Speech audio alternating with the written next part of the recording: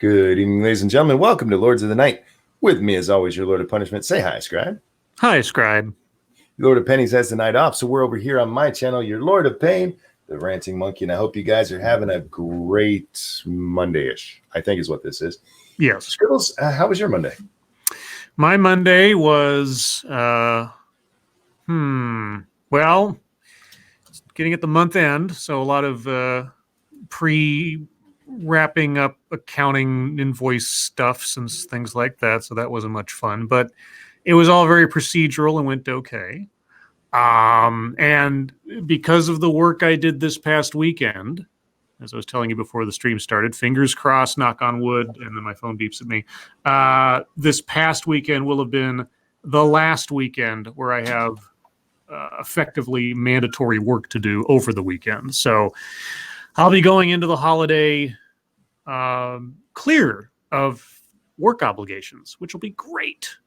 But tomorrow is really going to be the day of days because tomorrow is billing day, and that's always a heavyweight. Other than that, I had an okay day. And you have a super chat.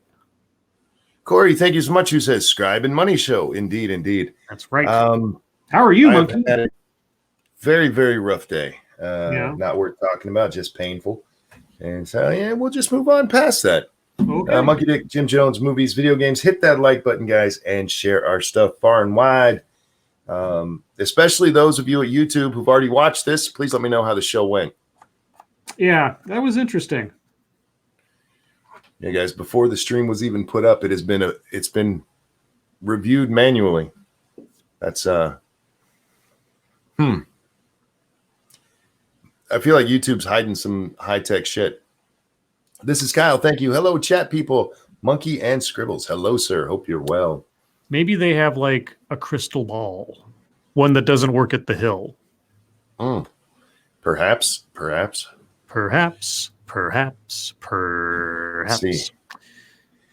After this, in some fashion or another, I will be playing some 7 Days to Die, guys, because Alpha 19 came out. And yeah, so me and Satsu were supposed to play together. I don't know if we're going to play together, but if we don't, then I'll be on my channel playing. So keep an eye out for that as well. Anything else going on, bud? Well, I mean, there's stuff going on. Oh, you mean like with me? With you. My feet are kind of comfy right now. Fair enough. Well, what kind of news is going on? Well, is it a day that ends in Y, Monkey? I believe so. Well, there's been a shooting at the Chop. Unfortunately. I mean, I make a little bit of a light tone to it, but it's sardonic at best. Teen killed, second teen wounded as another deadly shooting mars the Chop area. Nice. Before you get any further, let me get this Streamlabs that just popped up there. Tumbleweed, thank you. Your demonetization was probably the early wave of today's social media crash and burn. Over 2,000 off Reddit, YouTube banned 1 million sub channels or 1 million subscriber channels. Hope you survive. My demonetization the other day, I was wondering what was going on with that because that was did I talk about it on here?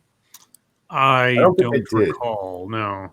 Yeah, I know I talked about a Monkey in the Morning because I saw it then. Yeah, everything that's ever been monetized of mine is now a yellow circle instead.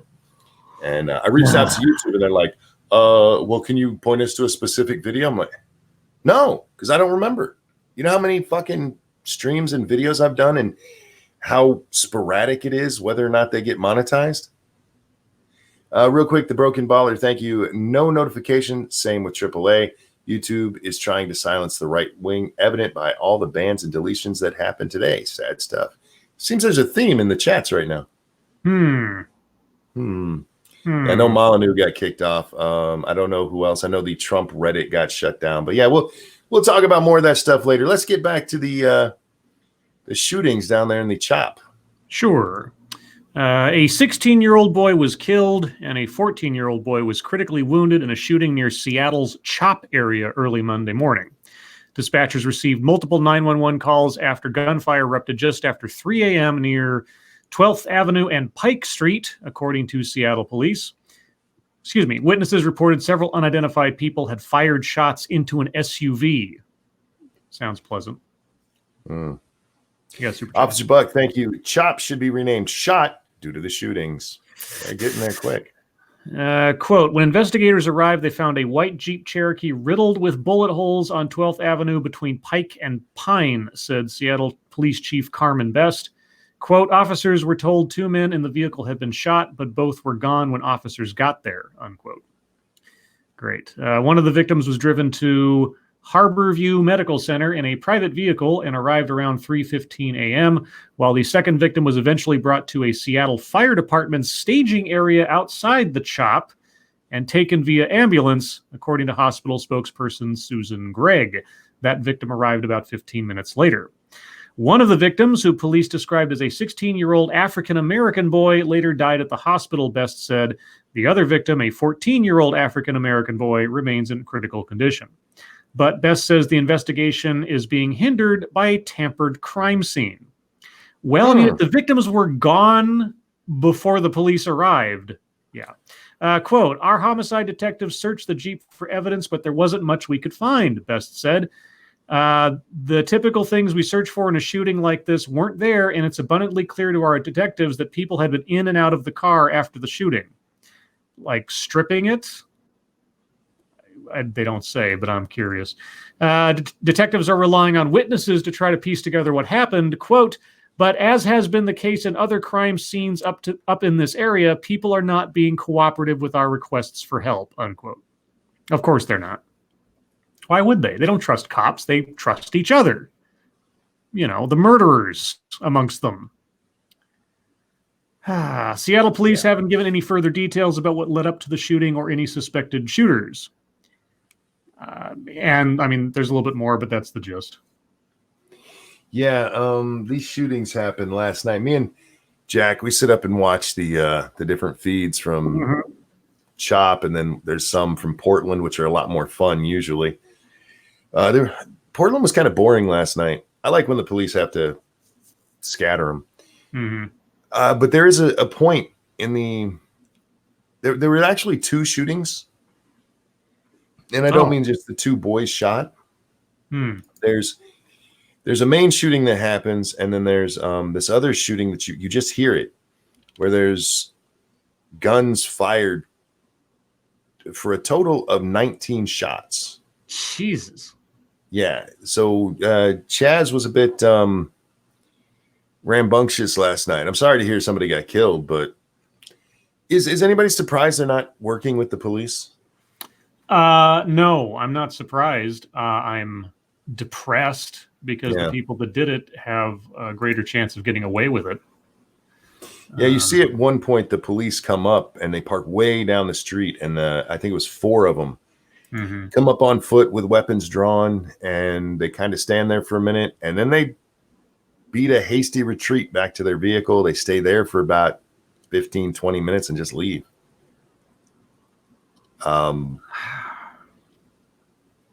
When you get rid of law, lawlessness is going to happen.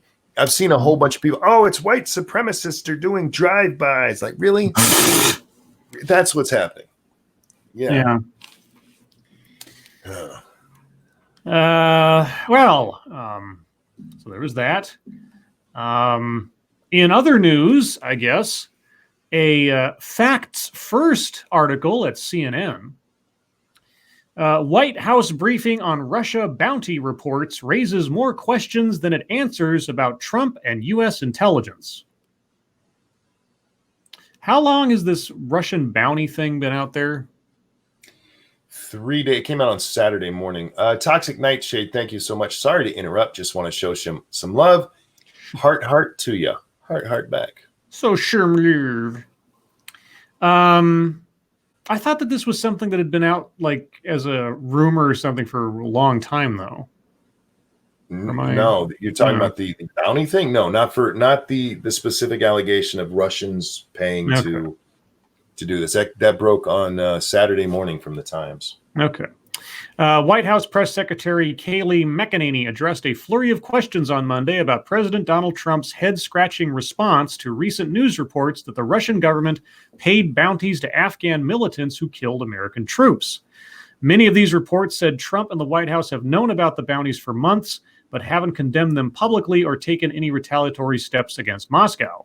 McEnany said at a news conference on Monday that Trump hasn't ever been briefed about the situation, even after the story broke over the weekend while the president was golfing in Virginia. McEnany repeatedly tried to undermine and discredit the bombshell story, which was first reported by the New York Times. Its story was quickly corroborated and expanded upon by CNN, the Washington Post, and the Wall Street Journal. How was it corroborated? I'm wondering. A handful of overseas news out. Sorry? I said, good question, because I haven't seen corroboration. I mean, unless it was just like reprinted by those outlets, therefore that equals a corroboration. And anyway, a handful of overseas news outlets also reported that U.S. officials had briefed the United Kingdom about the threat to British troops. But while making her case, McEnany appeared to contradict Trump on two key points and also offered explanations about intelligence gathering that didn't make sense to seasoned experts. Okay. Question number one, did Trump know? In a Twitter post Sunday night, Trump said, quote, "Intel just reported to me that they did not find this info credible and therefore did not report it to me or Vice President Mike Pence," unquote. The post appeared to confirm that Trump had spoken with U.S. intelligence officials and they reported to him that they had determined that the allegations against Russian bounties were not credible. About Russian bounties were not credible. But McEnany said Trump, Let me try that again. But McEnany said Monday that Trump, quote, "has not been briefed on this matter," unquote. Her denial raised immediate questions considering reports that U.S. officials had briefed their British counterparts. She also said the U.S. government is still determining the veracity of the underlying intelligence, which undercuts Trump's suggestion that U.S. intelligence agencies had already deemed it unreliable. Quote, "There is no consensus within the intelligence community on these allegations," McEnany said, a phrase that she repeated multiple times during her news conference. Quote, "In fact, there are dissenting opinions from some in the intelligence community with regard to the veracity of what's being reported, and the veracity of the underlying allegations continue to be evaluated," unquote. McEnany did not outright deny the underlying allegations against Russia, but repeatedly tried to cast doubt about the information. She criticized the news organizations that published the articles and said several times that there was, quote, "no consensus," unquote, among U.S. intelligence agencies. Next point, experts balk. Her efforts drew some quick rebukes from national security and intelligence experts on Twitter. Please don't tell me that they're Twitter national security experts. They're actually national security experts. They just happen to be on Twitter. Quote, "This smells like the White House is trying to mislead the public," said CNN national security analyst Susan Hennessy, who has been a sharp critic of the Trump administration. I'm not surprised if she's being paid by CNN. Quote, "It is common for different intel agencies to attach different degrees of confidence based on the manner or on underlying intel. That isn't the same as there being disagreement over whether something happened," unquote. What? Did I misunderstand that? I need you to read it again. Quote, "It is common for different intel agencies to attach different degrees of confidence based on the manner on underlying intel. That isn't the same as there being disagreement over whether something happened," unquote. Isn't that exactly the same thing? No, what she's saying there is that there's a difference. Just because something happened, building blew up in Iran. Yeah. The CIA looks at it and says, this is proof that Al Qaeda is ramping things up, where the not NSA, who else will be over there? Some other foreign place look at it and go, no, this just was some an individual thing. They both agree that it happened, just the significance of it happening is different. Okay, but I mean, the happening here is Russia put bounties on American troops. Mm-hmm. So I get you. What is there to dither over? Either it's true or it's not. Then you can do it. Well, it depends. Because the group that supposedly did this, they're an offshoot of the covert arm of the GRU. Mm-hmm. It's not, this hasn't been tied, as far as I know, any further than to that group. So like the CIA can look at it and go, okay, it was this lone cell that was doing this. Okay. How Or far somebody else can up look the at it. chain does it go, basically, is the Right. Okay. Let's see. The New York Times has reported that Trump typically doesn't read the presidential daily brief, a highly classified intelligence report prepared for the president each day. On Monday, McEnany declined to say if the intelligence about Russia had ever been included in Trump's presidential daily brief. McEnany later said, quote, "The president has been extremely strong on Russia," unquote, pointing to economic sanctions and Trump's withdrawal from an arms treaty. But this cherry-picked narrative... Sorry, just reading that coming from CNN is just hilarious. But this cherry-picked narrative ignores dozens of other actions and comments by Trump where he has gone out of his way to praise Russian President Vladimir Putin or roll back punitive measures against the Kremlin. Throughout her news conference, McEnany spent more time criticizing American journalists than condemning Russia for its aggressive moves against U.S. interests, which includes the bounties in Afghanistan, election interference in 2016. Election interference in 2016 and military actions in Syria and Ukraine. How dare you criticize us and not our greatest enemy ever that was never proven to actually have done anything in 2016 that we reported on for 3 years, etc. Mm-hmm. You're not complaining about the people we want you to complain about. Yeah. All right. With this whole story, I'm still waiting for more. The White House came out a little while ago, and they absolutely went after the New York Times for pushing this story out there.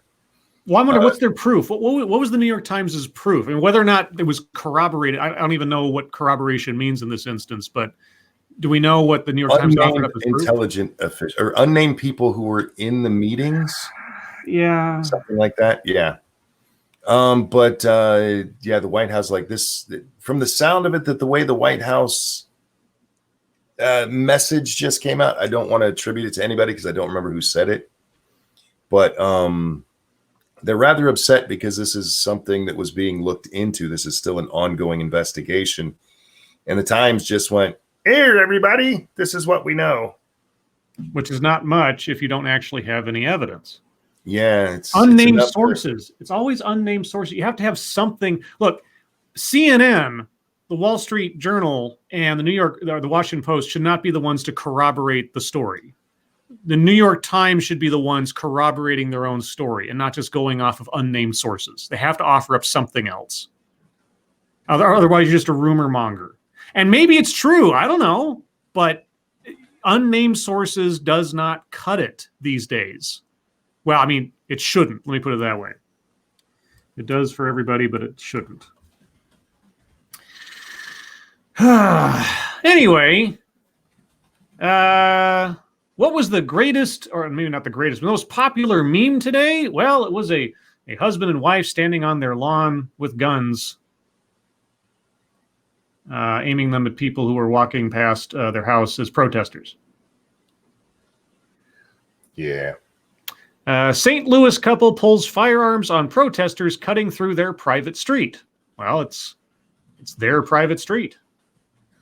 Protesters en route to demonstrate outside the St. Louis mayor's residence were walking on a private street when two armed individuals came out of a home brandishing weapons. A husband and wife came out of their home brandishing their weapons. It's true. You got a super chat. Yep. Crappy Fisherman. PSA, after Tucker interview, reminding everyone that Mike Braun is absolutely not an official spokesman for Indiana. Thank you, and go back to the program. Who's Mike Braun? Apparently I know what he isn't, and that's an official spokesperson for Indiana. Other than that, I have no idea who he is. Maybe he's heir to the coffee machine company. Mm-hmm. Maybe. I don't know. Videos obtained by CNN show two people, a man with a long rifle and a woman with a handgun, holding their firearms outside a St. Louis home as protesters walked by, protesting Mayor Lyda Krewson's decision to pull the names and addresses of people in favor of police reform. publish the names and addresses. Yes. And even though I'm not any kind of gun person or nothing, that lady does not know how to hold a pistol. No, she's got her finger on the trigger. You don't do that till you're ready to shoot. Yeah, and she's also got a very loose, just like a shaky, like childlike handle on it. Officer Buck, thank you. They broke down the couple's gate and went inside. Was that just the couple's gate, or I thought that was to the gated community? Well, there's that too. I think that was part of it. It was a gated community that they busted through and then started walking down the private street. Yeah, and that doesn't give these people any cover for that. But there's a difference between breaking down just like a gate that's around their home and one that's around the community. Let's see. Daniel Schuler, a local reporter, took one of the videos and said he watched the entire roughly 10-minute long incident unfold. About 500 protesters were cutting through Portland Place, according to Schuler, to bypass road closures nearby that blocked access to the mayor's home. Quote, a door next to the gate at Portland Place was unlocked and protesters went through it to cut through the neighborhood to get to Crusen's house, he told CNN. That's when Schuler says the man and the woman, now identified as Mark and Patricia McCloskey, came out of the house with the firearms. At one point in his 31-second video, the woman points the handgun in the direction of protesters. Real quick, Timothy, thank you. Scribe, the article is wrong. The protesters broke through a gate into the couple's private yard. The couple says some of the protesters were armed. Okay, and Gamer Clean, thank you. It's not a long rifle, for fuck's sake. It's a long gun. Just go by what's written here, guys. Yeah, I read it as it's written, guys. Just saying. Not my fault. And even if it was, I don't claim to know much about guns to begin with. Let's see. The couple that brandished the firearm speaks out. Quote, a mob of at least 100 smashed through the historic wrought iron gates of Portland Place, destroying them, rushed towards my home where my family was having dinner outside, and put us in fear of our lives, Mark McCloskey, 63, told CNN affiliate KMOV. Property records obtained by CNN confirm the two own the property. The St. Louis Streets Department confirmed to CNN that Portland Place is a private street. Quote, the peaceful protesters were not the subject of scorn or disdain by the McCloskeys, their attorney Albert S. Watkins said in a statement to CNN. Yeah, they were. I mean, they might have been justified to a certain extent, but yeah, they were not happy with the protesters. Let's be honest. And pointing guns at people is a sign of disdain, to put it mildly.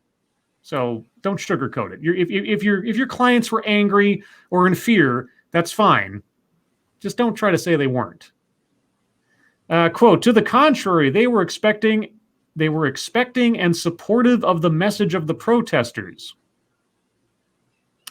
The actions of violence, destruction of property, and acts of threatening aggression by a few individuals commingling with the peaceful protesters gave rise to trepidation and fear of imminent and grave, period. Fear of imminent and grave, maybe danger? You want to put at the end of that one? Probably.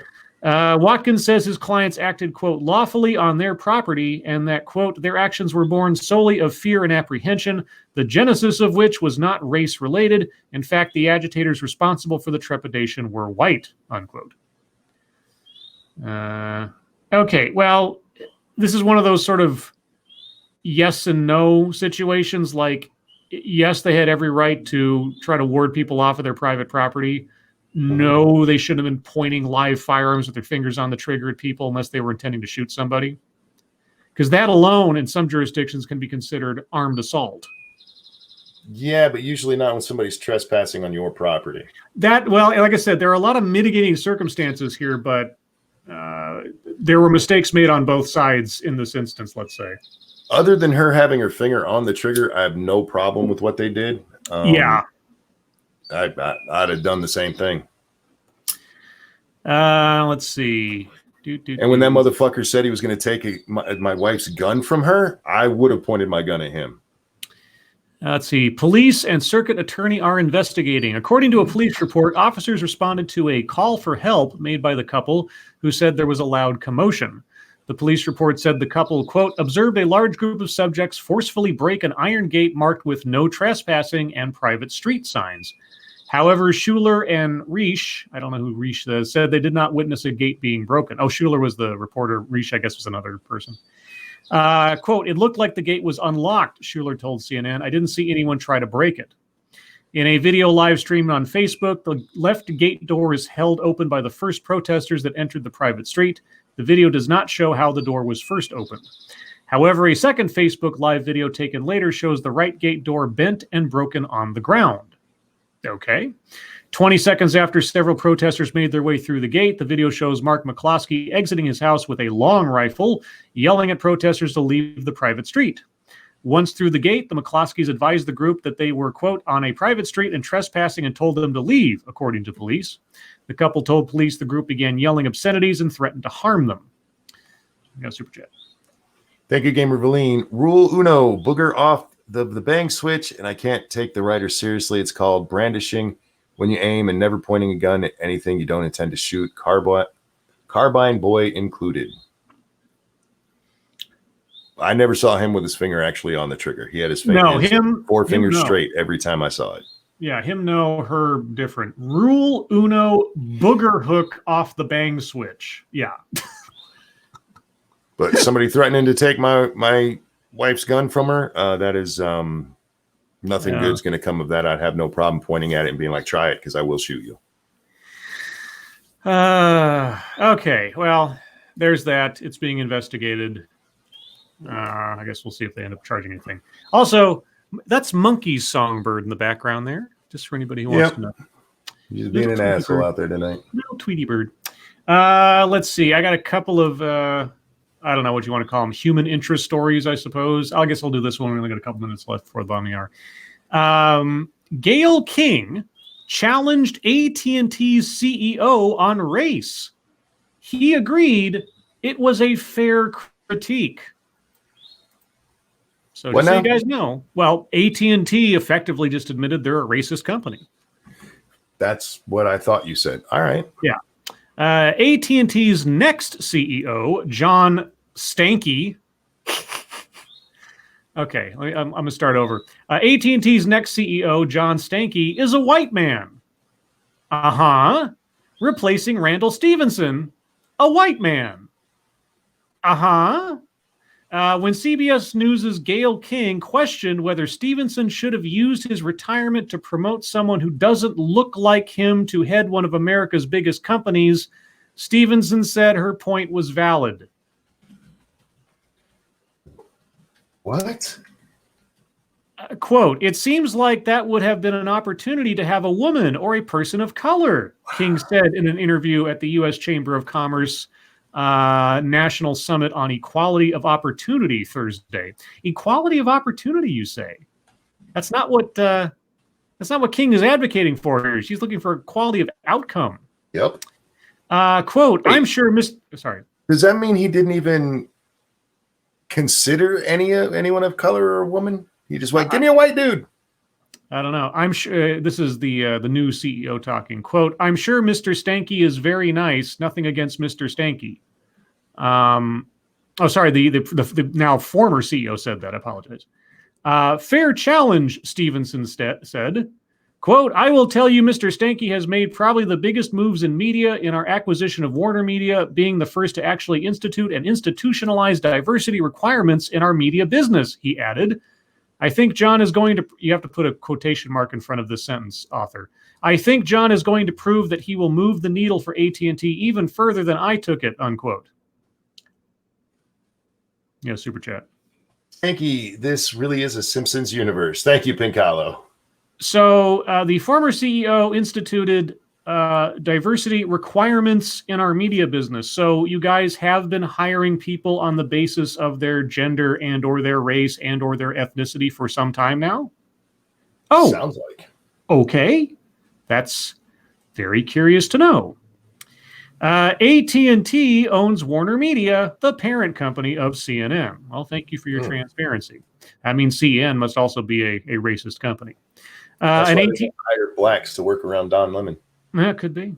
An AT&T spokesperson confirmed that 7 out of the 8 members of the company's executive leadership team are white. Only 1 is black. And? What's the percentage of 1 out of 8? 1/8. isn't that like 12%? Yeah, something like that. Like 12.5%, which is, oh my God, what was really close to what blacks make up of the country. 3 out of 14 members of AT&T's board of directors are people of color, 2 of whom are black. Additionally, the company's latest diversity and inclusion report shows 13.5% of management is black and 39.4% of management employees are people of color. So far more than the national average. What's the problem? AT&T appears to do a better job hiring black executives than most major corporations. Black people make up 13.4% of the U.S. population, but just 3.3% of all U.S. corporate executive or senior leadership roles were held by black Americans in 2018, according to the U.S. Equal Employment Opportunity Commission. Okay. Hold that thought for just a second, Scribe. Let's say that's true. Mm-hmm. By what you've read so far about AT&T specifically, Yep. It doesn't apply to them. Yeah, but here's the thing. You see, it really is about the top spot. It really is about the top echelons of the company. Everything else doesn't matter. Because if the person running the show has the wrong look, then that is the sign that the whole thing is racist. Equality, especially if you're talking equity, I mean, if you're going to go with equity, don't you have to break it down by each of our percentage? Well, I mean, I've seen videos before. Actually, one of my earliest videos was about a company who was talking about we need our localized workforces to reflect the communities that they're in and the country that they live in. And I was kind of like, oh, okay, so you're going to do a demographic survey of, I don't know, Connecticut, where your company is headquartered, and make sure your workforce reflects by percentages the exact population. So you're going to have a racial quota, is what you're saying. I mean, there's no way of avoiding this when they start talking about this process. Nope. You are hiring people on the basis of things that have nothing to do with their merit. Yep. You are violating the equal employment opportunity laws and getting away with it, apparently. And I don't understand why AT&T or Accenture or any of the other dozen other companies I've looked at in the last 3 years who have proudly proclaimed their efforts on this score have not been sued into the ground for civil rights violations. Not only of the people they're rejecting on the basis of these procedures, but also the people they're actually employing. Because if they're only there because their skin color was different than somebody else's, their civil rights have been violated as well. So I don't understand. Yeah, anyway.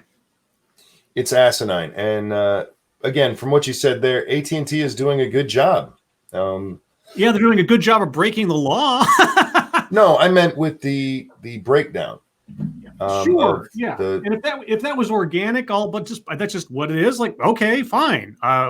Presumably everybody's there because they merit being there. But now we have to suspect that that's not the case, because they've made it part of their diversity and inclusion initiative, which means if they have numbers that look better as far as they're concerned, then I can only assume that they were manufactured on the basis of filtration.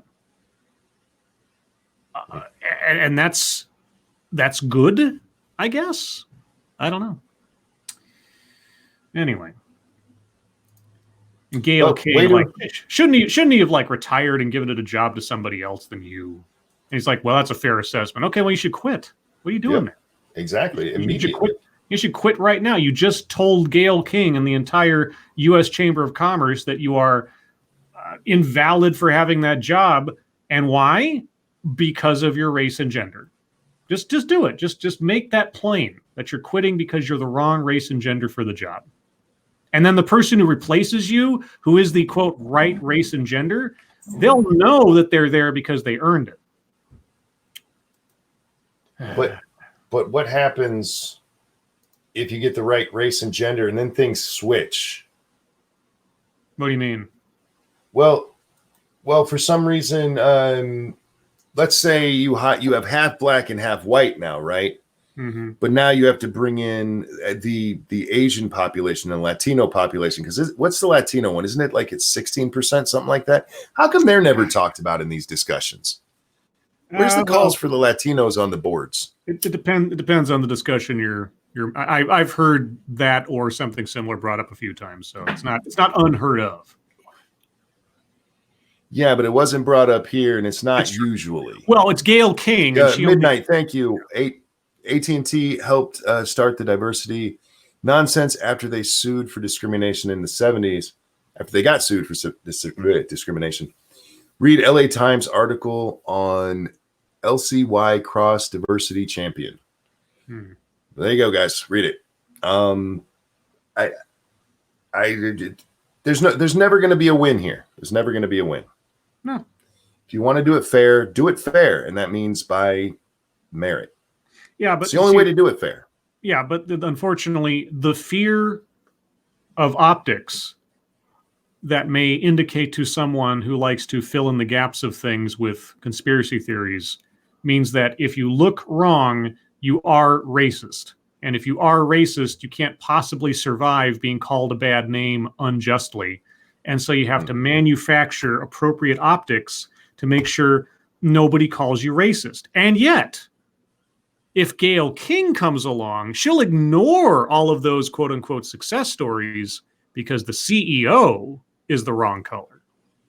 You see, there's no winning in this. Trying to placate people who are looking to turn you into a villain unjustly is never a winning strategy. Never. No matter how well AT&T is done. And like Monkey said, by those percentages, you would think that compared to places like Facebook and Twitter and so many others I've done videos on, eBay and so on, that they'd be the champions of diversity and inclusion. Nobody could spurn them for their efforts. And yet here we are.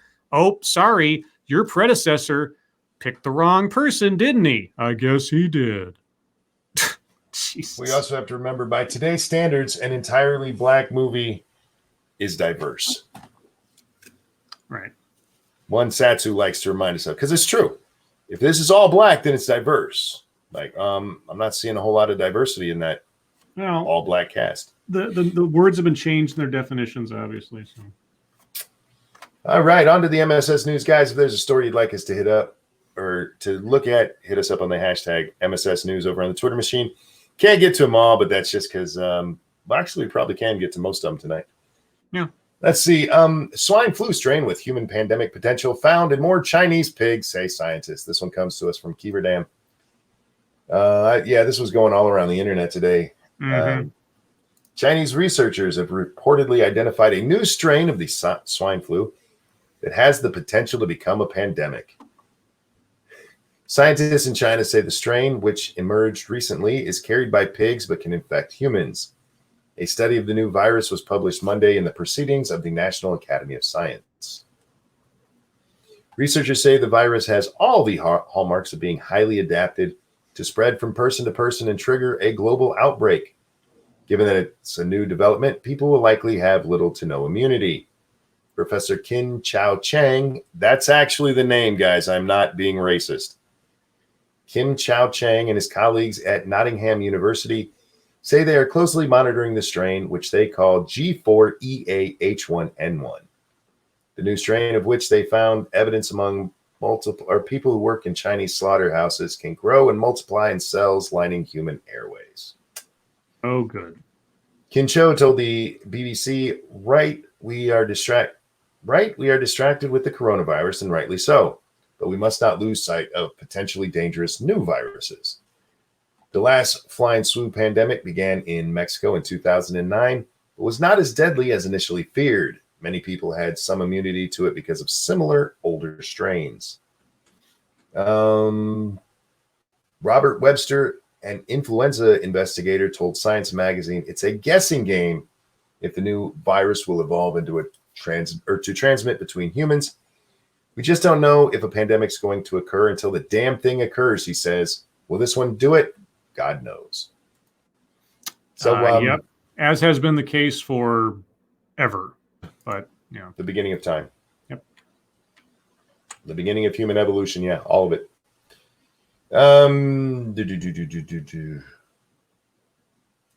This one comes from Massive Dynamics. Minneapolis council members get private security after threats. Really? The city of Minneapolis is spending $4,500 a day for private security for 3 council members who have received threats following the police killing of George Floyd. A city spokesman said the private security details have cost taxpayers $63,000 over the past 3 weeks. The 3 council members who have the security detail, Andrea Jenkins, Philip Cunningham. Oh, this gives the wards to Ward 8, Philip Cunningham's of Ward 4, and Alondra Cano, Ward 9, have been outspoken proponents of defunding the Minneapolis Police Department. Imagine that. Angry Illinoisan, thank you so much. We need to shut down all travel to the U.S. now. No. Councilmember Philippe Cunningham declined to discuss the security measures. I don't feel comfortable publicly discussing the death threats against me or the level of security I currently have protecting me from those threats, he said in a text message. Cunningham added that the security is temporary. Councilmember Andrea Jenkins said she has been asking for security since she was sworn in. She said current threats have come in the form of emails, letters, and posts to social media.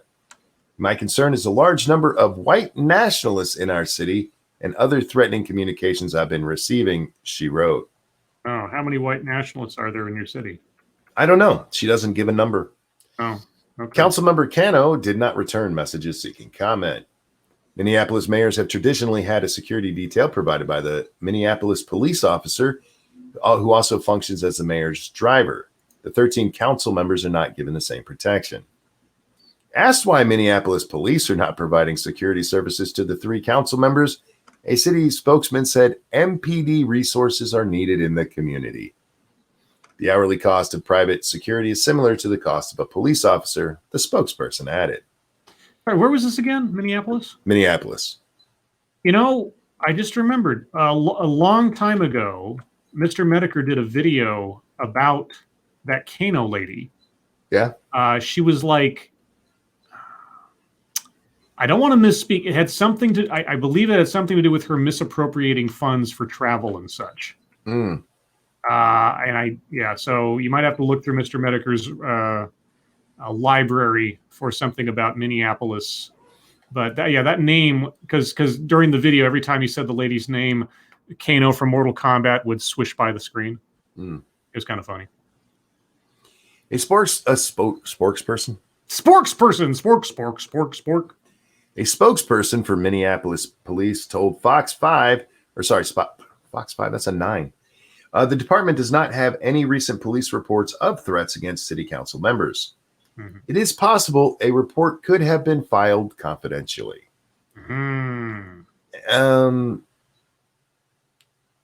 What?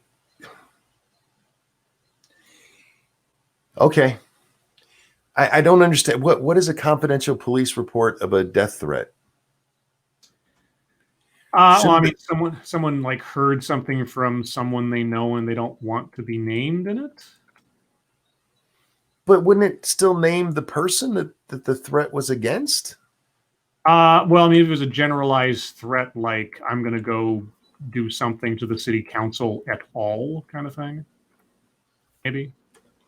Jenkins has said the threats have attacked her ethnicity, gender identity, and sexuality. Of course they have. The security detail is being provided by 2 firms, Aegis and Belcom. City contracts of more than $175,000, if unrelated to emergency declarations, need to be approved by the city council. A spokesperson said it is not anticipated security costs will rise to that level. Well, let's see. What they say, 63,000 already. So that's only another 6 weeks worth, and they'd hit that level. Something like that. Conceivably. The security services are intended to be a temporary bridge until other security measures can be You mean police? But until other security measures can be implemented by the council members, the spokesman said. Yeah, I was sure they had security with uniforms and everything. Well, no, see, what they want to do is create a new crime prevention and public safety agency, Monkey. Right. And that's going to make the police obsolete, you see. Spokesperson is actually more accurate. You're probably right. The next one comes to us from senior staff reporter and chief Florida correspondent Colleen Bernier. Invading cicadas may turn into sex-crazed zombies this summer. Is it cicadas or I don't know. I always thought it was cicada. Like is it cicada? I thought it was cicada. Okay, my bad. Millions of cicadas are making a joyous debut after 17 years underground, except those whose butts and genitals have been eaten by a fungus. Gross. Millions of periodic cicadas are emerging across Virginia, West Virginia, and North Carolina after hibernating underground for 17 years. They've missed everything from the creation of YouTube to Trump being elected. Oh, well, they were really missing out, those insects. The cicada unique life cycle comes as a means of predator avoidance. Scientists theorize cicadas spend a prime number of years underground, 13 or 17, depending on the species, to avoid syncing up with predators. Then, by descending in unison, the millions of clumsy, defenseless cicadas can overwhelm predators and stand a chance at survival. But this year's cicadas have an even bigger thing to worry about above surface. A hallucinogenic fungus that turns them into sex-crazed zombies. This fungus is called Mesopora cicadina, invading the cicada and causes its abdomen to slide off. The cicadas enter a zombie-like state, driven to mate with anything they can find, but their efforts are fruitless because the fungus has eaten away their butts and genitals. Ugh. Wow. That's gross. The fungus acts much like an STD, where spores scatter as cicadas wiggle their infected bodies during the sex rampage. Sex rampage? One West Virginia University researcher described them as flying salt shakers of death. Jesus. Wow. Damn. This phenomenon has been going on for generations, but only last year did researchers from West Virginia University discover the chemical mechanism driving the zombie takeover. Cathinone, whatever, and amphetamine referred to as bath salts, and psilocybin. Psilocybin, yeah. Yeah, that's the word. Psychoactive compound in So wait. They're getting bath salts and magic mushrooms. I guess. And it's making their stomach fall off and their butt and their genitals to get eaten. Yes.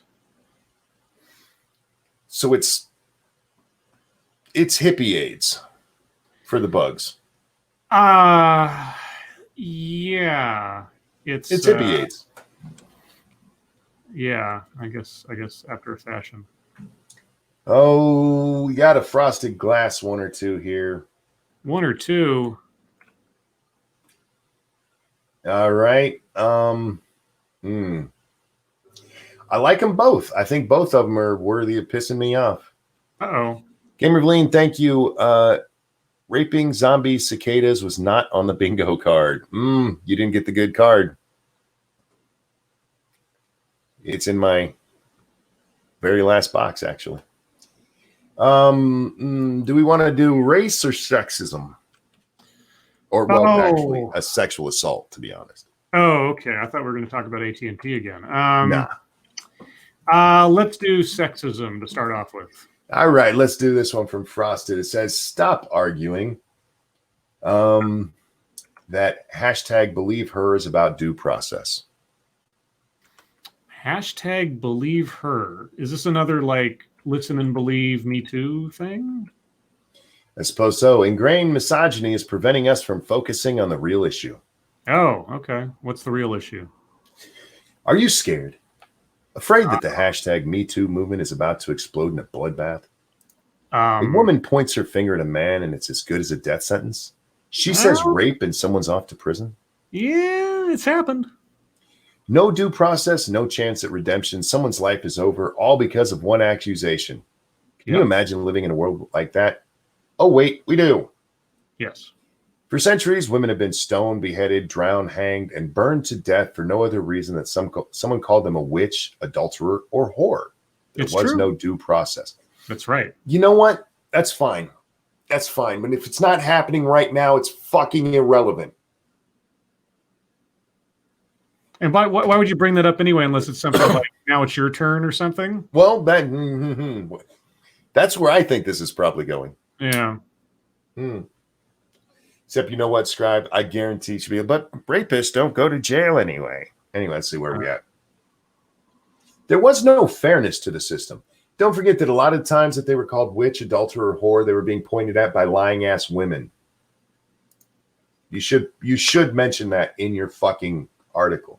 Yeah. Did you ever read The Crucible by any chance? And all too often, there was no truth to the accusations either. Further, violence against women has been the norm and still is. Grab her by the pussy didn't put anyone off from voting for our current president. Uh-huh. And yet, when women have the fortitude to face their trauma a second time and speak up, we are routinely blamed for the assault. Really? You're routinely blamed for the assault? Yep. By who and in what fashion? I'm curious to know this. If it's the "what were you wearing" thing, is that an accusation, or is that we're trying to gather as much information as we can to seek any witness testimony, et cetera, et cetera?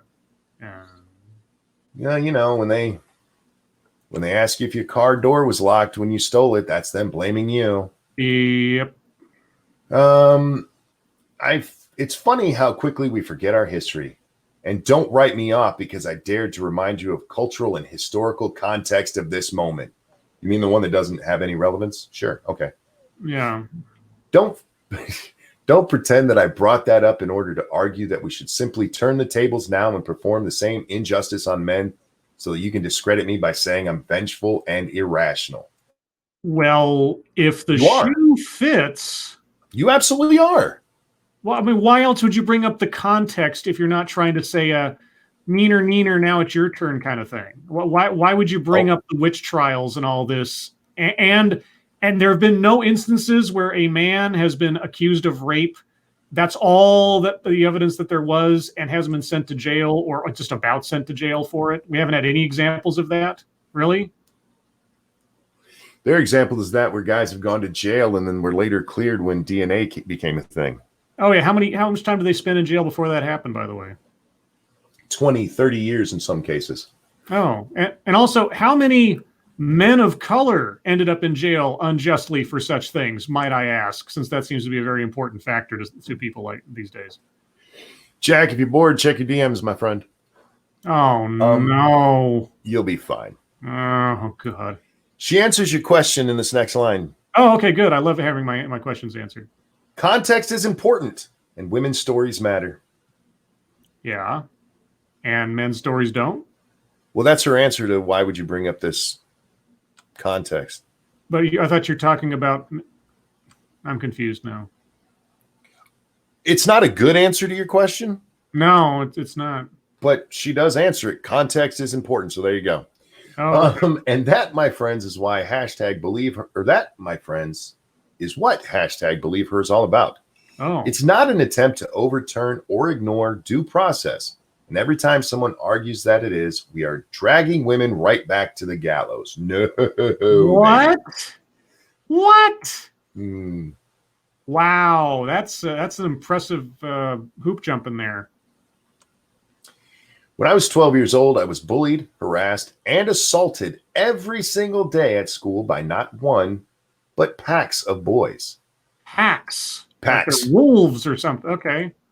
roaming the hallways.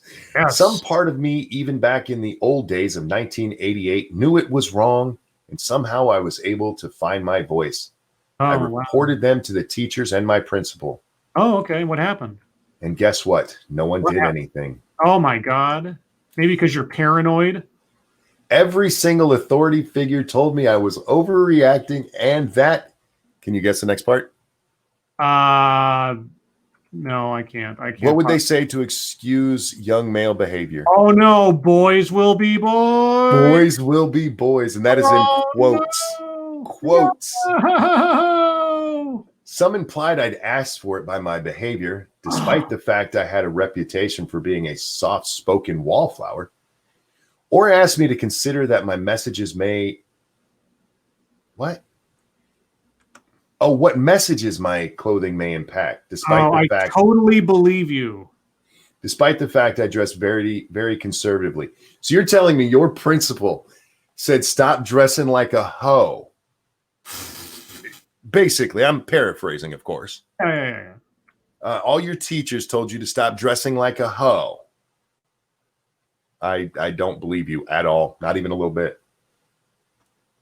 I changed schools almost every year, sometimes more often than that, as my parents attempted to find a safe space for me, but there was none. Yeah, I think maybe the schools got sick of you and like either wanted you out or I don't know.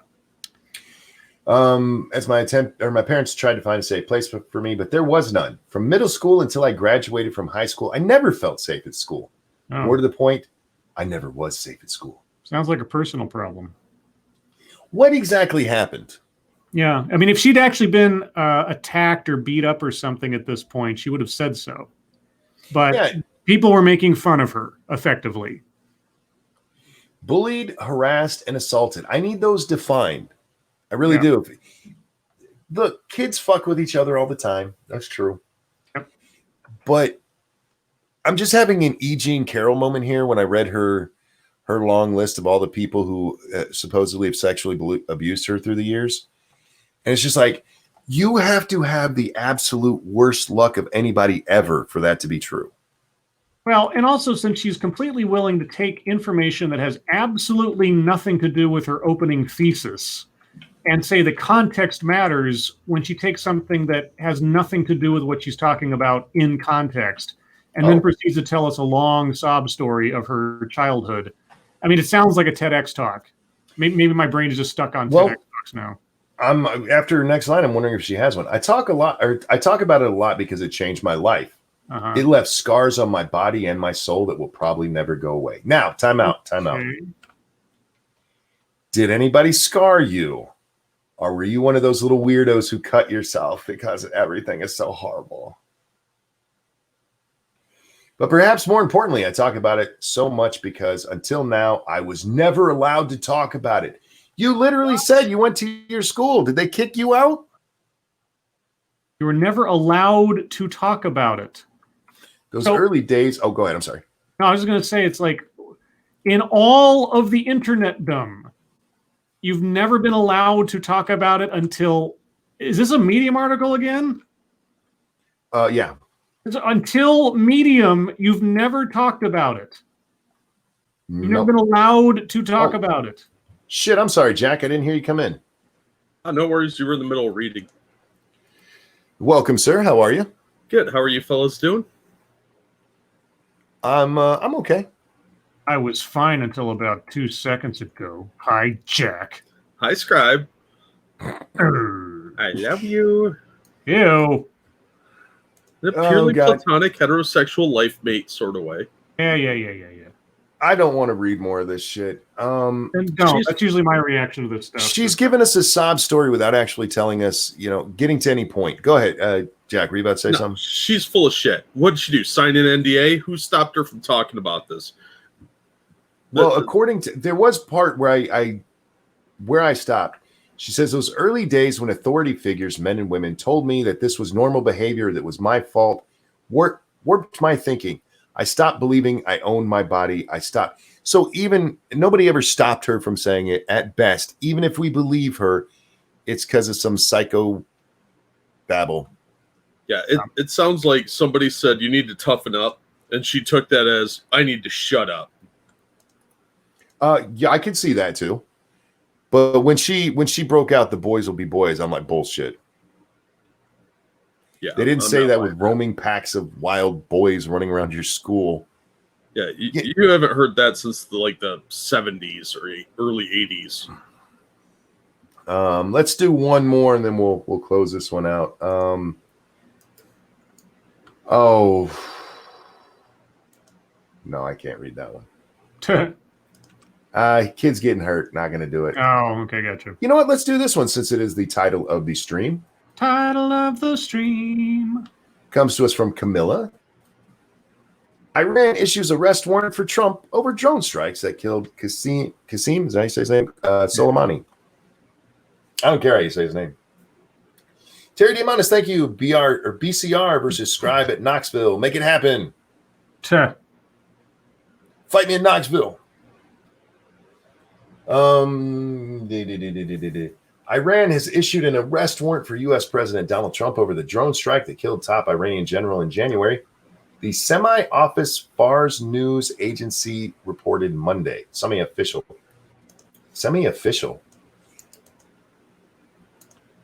Iran has some that aren't just official? That seems wrong. Maybe they're only partially government operated? I'm having trouble believing that.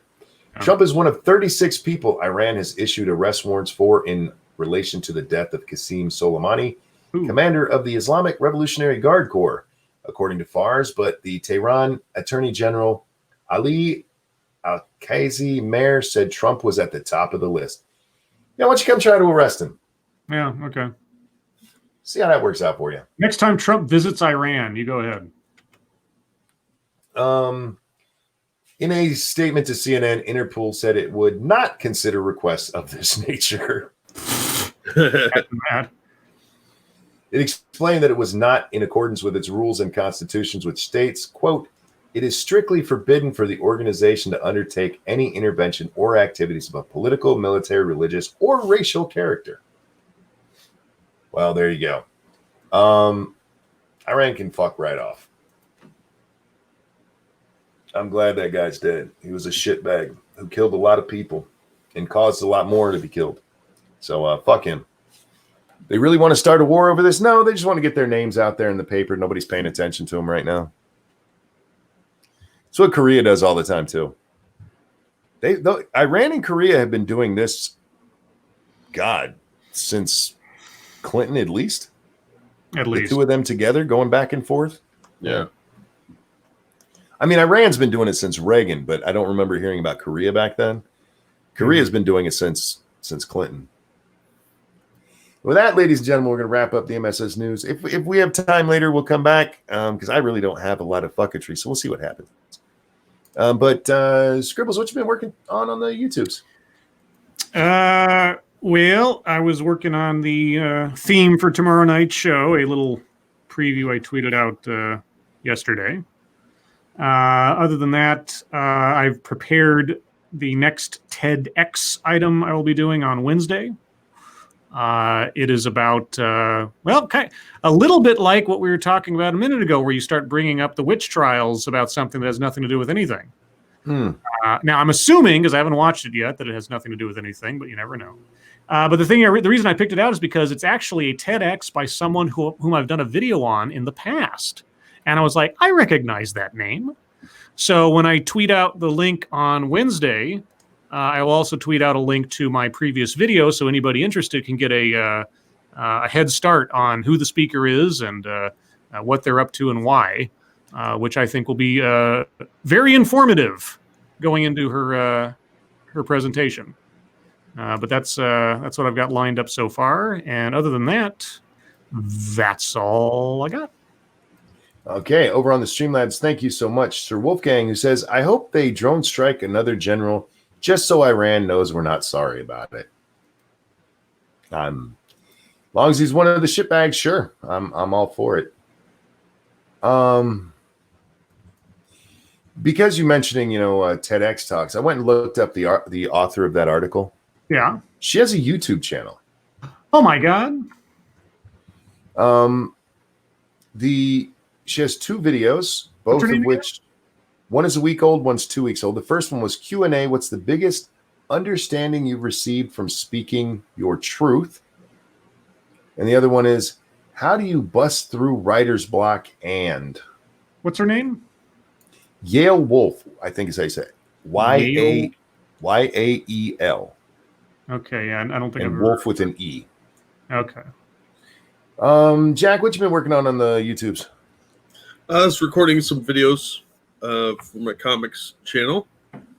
And tonight I'm going to record some videos for my Roll for Sandy channel. It's been exciting. Alrighty. I don't have either of those in this group of links. I'll throw them in later if I remember. But you can find those on any Monkey in the Morning links, so go check that. Yeah. Huh. Thank you. I feel him judging me right now. No, Yeah. not at all. Let's see. Did a Monkey in the Morning last night, and then I did a game stream, and then we watched some shootings out there in the Chaz. I didn't get to see him live. Jack pulled me in later. Did you see that people were actually killed in that, Jack? Yeah. Did you see the ages? Yeah. 16 and 14. Good job. Yeah. I'm wondering how they were shooting at Chaz with their windows rolled up. Yeah.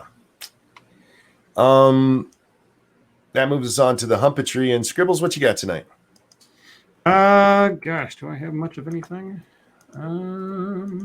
Let's see. I'm sure I've got something here. Where was that thing about the comedians? Oh, yeah. New York Times tweeted this out.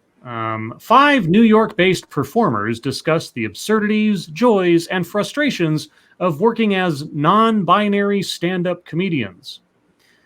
These comedians talk about their experiences in the industry and wanting audiences to look beyond their gender identity. Quote, I'm not some new buzzword. And I said, I imagine that their being non-binary is the basis for the bulk of their comedy routines. So when one says, I'm not some new buzzword, it's awfully disingenuous.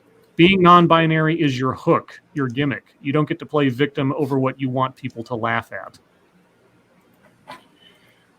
Real quick, YouTube answered me, and they wanted a link to a URL to the stream.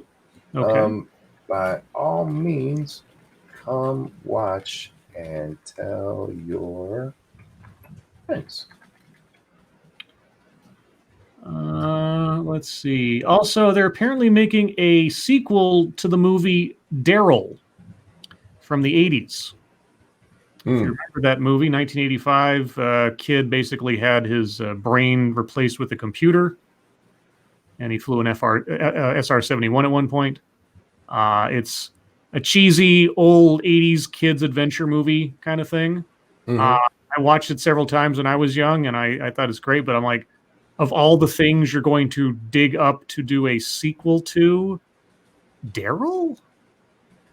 I really think they need, if they're going to make a sequel to something, they need to make a Cloak and Dagger sequel. Dabney Coleman's still alive? I think he's gone. Don't know. Did he pass away? Okay, I honestly don't remember, but Henry Thomas, who played the kid in that one, he's still alive. He could be the new Jack Flack. I mean, he could be like the father of a kid, and he has to go through the same thing or something similar. Why not? Why not? But what do I know? And otherwise, everything else we pretty much talked about. Yeah, we talked about that. Yeah, I didn't have much today. Just a bunch of stuff that we've already mentioned, or I'm sure will be mentioned in the near future. All right. And Jack, got any Humpetry? Yeah, real quick. Thank you, Terry Diamandis. 2020 gave me loaded dice. Every time I roll for Sandy, I get a 1. Yeah, pretty much, man. Yeah, I've been screwing around with the Black Lives Matter hashtag, asking them when they're going to protest the CHOP for killing 2 black teenagers that appear to have been unarmed.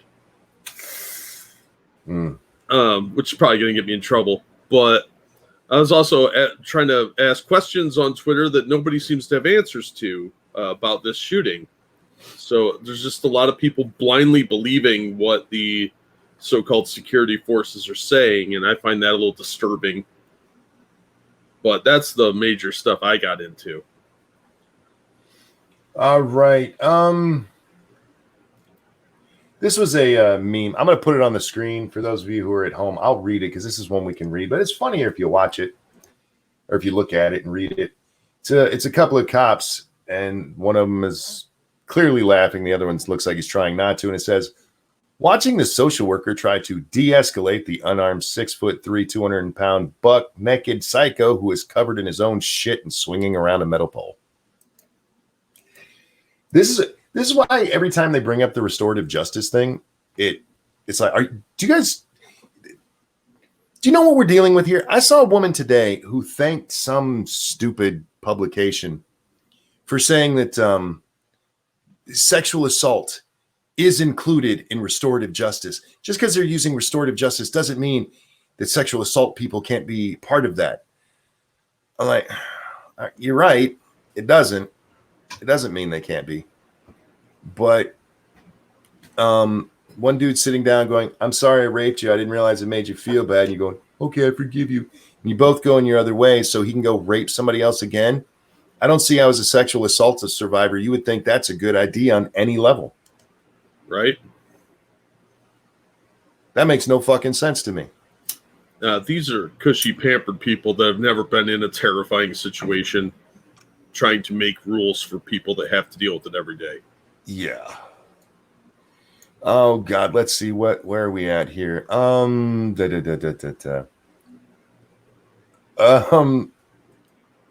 one I'm going to throw into the chat for you guys. I cannot show this one on the stream because we'll definitely get in trouble for it because it would be glorifying violence. Dude tweeted out, "Detroit Police Department drove into 10 to 12 protesters, including myself. Multiple people are going to the hospital." Did you guys see this video? I did, yeah. It starts off with them blocking the police officer's car, and then one guy sitting on the hood. And then from there, they just swarm the car. Yep. And they're hitting it and kicking it, and the cop hits the gas.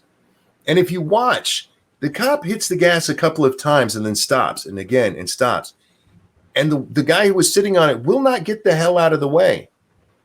At which point we see the cop drive off, and then that's where the video ends, like way down the street by the last time we saw the cop. I hope the guy isn't like seriously injured, but stop playing in traffic. Stop getting in front of cars and beating on them and then being shocked. This same motherfucker has a video where him and a group of friends did this to a random motorist, and they're like beating on her fucking windows and shit. Now, she almost ran over a veteran and an old man in our group. Like, yeah, when you guys scared the ever-living shit out of her. Yeah, and how many times have we seen them flip cars? Yeah, set them on fire. Yeah. You know, drag yank people out and beat them to death in the middle of the street. Yeah. I don't blame anybody for running these people over when they get swarmed like that. No, fuck that. Terry, thank you. As a criminal, well, Australian, so close enough, I am all for this restorative justice stuff. Oh, man. You'd still be English if restorative justice was around long ago. Let's see. Well, he's in Australia. You can't say a world without prisons because Australia is an island prison. But then it wouldn't be. Oh, that's true. Okay. Who is this chick again? She's a correspondent comedian. News broke on AJ Plus. Yeah, no, I know who it is. Francesca. Yeah, yeah, I can see her face. Yeah, I've done a couple of videos with her. Yeah, or on her, I should say. Somebody had tweeted out a picture today. This is out in front of Jeff Bezos's home. Okay. DC protesters have set up a guillotine in protest of Jeff Bezos in front of his complex. Are you just you're protesting his existence? Yeah, pretty much. But anyway, this crazy fucking MSNBC correspondent says this. One word for anyone truly upset by this. Trillionaire. And that's some Robespierre shit right there. This is if you guys are missing the symbolism, I can't help you. The commies are coming. They really are. Let's see. They're already here, man. They've already infiltrated everything. Sure, but Miss Kim Gardner. This is the what is she? Circuit attorney out there in St. Louis. In regards to the couple pulling the gun on the rioters on their lawn, she said this: "I am alarmed at the events that occurred over the weekend, where peaceful protesters were met by guns and a violent assault." I missed the violent assault. I'd actually like to see that part. "We must protect the right to peacefully protest, and any attempt to chill it through intimidation or threat of deadly force will not be tolerated. My office is currently working with the public and police to investigate these events. Make no mistake, we will not tolerate the use of force against those exercising their First Amendment rights, and we'll use the full power of Missouri law to hold these people accountable." Until she reads the Castle Doctrine for Missouri. They were on their own fucking lawn. Anyhow. Jim Acosta got his time to shine. He was filling in for Wolf Blitzer tonight on the newsroom, or what is it? What I forget what they call it over there. I hope he did well, because I'm a big fan of Jim Acosta. Uh-huh. I am. I believe you. He writes some of the funniest, unironically funny tweets ever. Jim Acosta's a huge fan of Jim Acosta. He's a bigger fan than I am. Let's see. Where's this one? Oh, this. You dirty sons of bitches. Okay. So Monica Alba, she is a reporter for NBC News, not MSNBC, NBC News. Okay. She tweeted this out. "Why hasn't he condemned white power, Kaylee?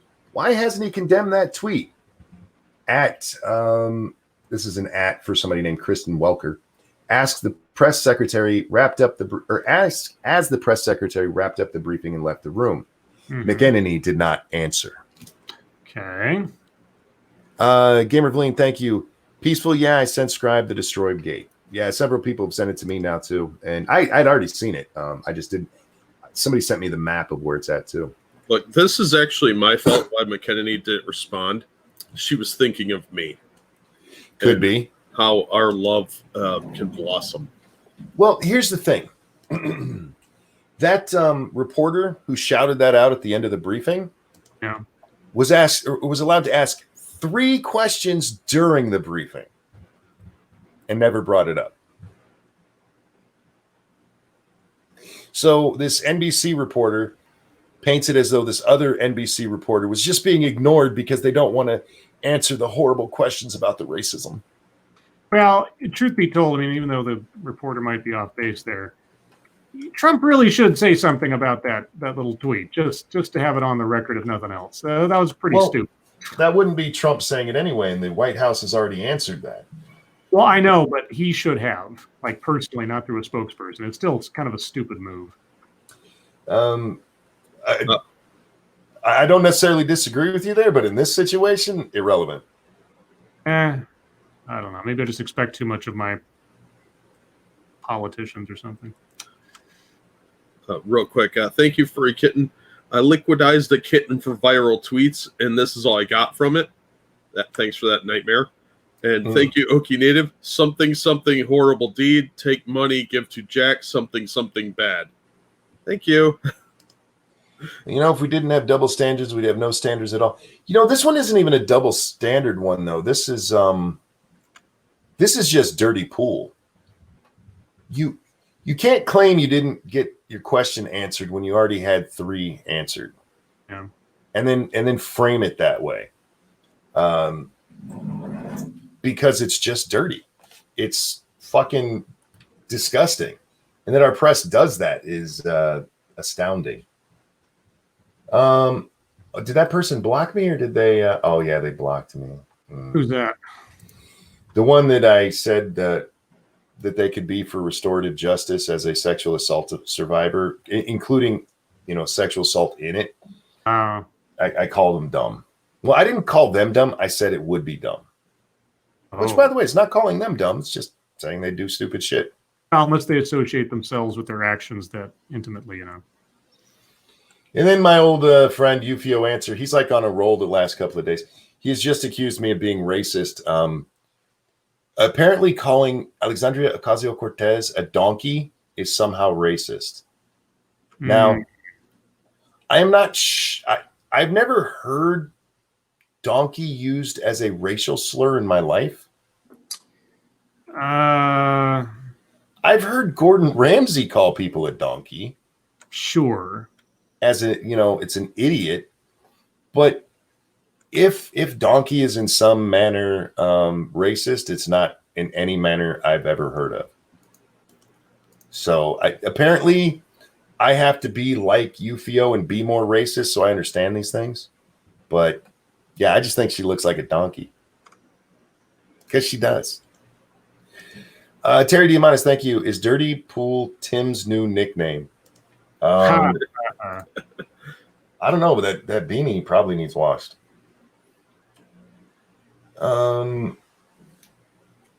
Yeah, so I'm apparently racist for saying donkey. The press is obviously I'm guessing that was going to be enemy.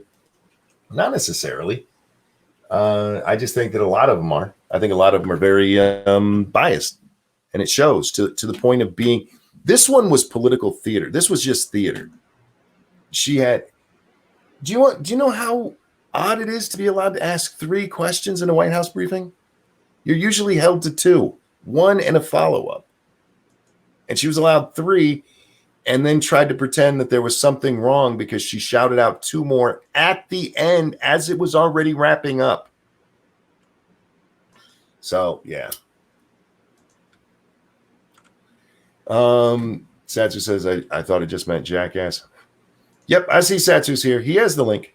He can come on anytime he wants to. He's just kind of busy, y'all. What's going on else in the world? I think that's everything I had. I do want to remind you guys, in one way or another, I will be playing 7 Days to Die after this. I was playing a little bit earlier, and some of the changes. I actually don't like the new zombies. The skins look good in the some of the still frames they did of it. But this is the first time I've got to see them up close and personal myself, and there's just something that looks wrong about them. Mm-hmm. There's like one of them, I know it's the hair. There's one of the chicks, it looks like she has a mop on her head. But I don't know. It's like they tried to do too much and it just doesn't fit the model right. Mm. So it ends up looking goofy.